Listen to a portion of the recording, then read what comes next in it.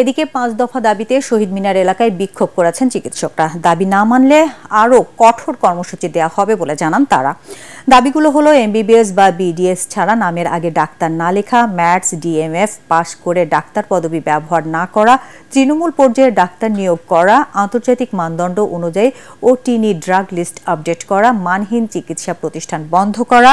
দাবি না মানা হলে আগামীকাল থেকে সারা দেশে সকল মেডিকেল কমপ্লিট শাটডাউন করার কর্মসূচির হুমকি দিয়েছেন চিকিৎসকরা।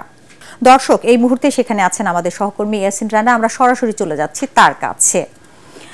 রানা, চিকিৎসকদের আন্দোলনের বিষয়ে আমাদেরকে আরো নতুন কিছু তথ্য জানান। ভিশনের ফুলঝুরি মেগা অফারে ফ্রিজ কিনলেই পাচ্ছেন 16 পিসের আকর্ষণীয় গিফট বক্স একদম ফ্রি। গত 9 তারিখ থেকে 9 মাস থেকে মূলত ডাক্তাররা সারা দেশেই কমপ্লিট শাটডাউন তারা পালন করছেন, যে আউটডোরে কোনো ধরনের সেবা তারা দিবেন না।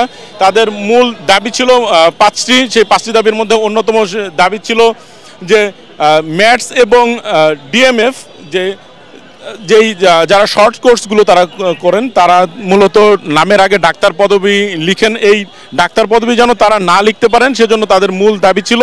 এবং এ নিয়ে হাইকোর্টে আজকে একটি রায় হয়েছে যে যারা এমবিবিএস এবং বিডিএস সহ যারা হোমিও কিংবা ফিজিওথেরাপি রয়েছেন, তারা ছাড়া যারা শর্ট কোর্স করার মাধ্যমে যারা নামের আগে ডাক্তার লিখেন, যারা মেডিকেল অ্যাসিস্ট্যান্ট হিসেবে এর আগে পরিচিত ছিলেন, তো তারা নামের আগে আর ডাক্তার লিখতে পারবেন না।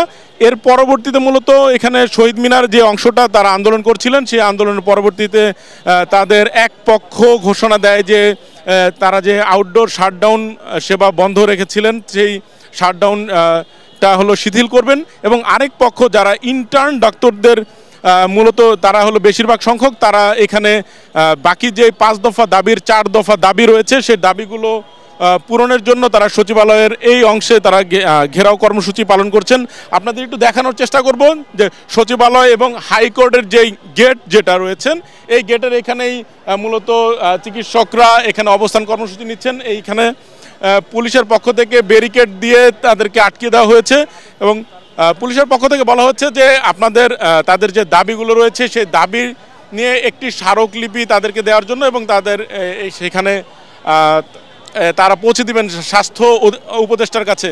তবে এখানের যারা নেতৃত্বে আছেন চিকিৎসকদের, তারা বলছেন যে তাদের যে দাবিগুলো রয়েছে সেই দাবি অনুযায়ী যদি প্রজ্ঞাপন দেয়া না হয় তাহলে তারা তাদের কর্মসূচি প্রত্যাহার করবেন না।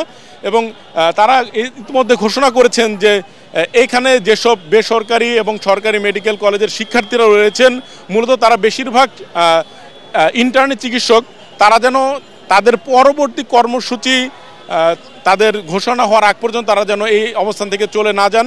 এবং তাদের যে কর্মসূচি অংশগুলো রয়েছে, তারা বলছেন যে সন্ধ্যার পর থেকে মূলত তারা আবার নতুন করে প্রেস ব্রিফিং কিংবা তাদের বৈঠকের পরে তারা নতুন করে কর্মসূচি নেবেন। এই ছিল এই সচিবালয়ের সামনে থেকে ডাক্তারদের অবরোধ কর্মসূচির সর্বশেষ তথ্য। রানা, আপনাকে অনেক ধন্যবাদ।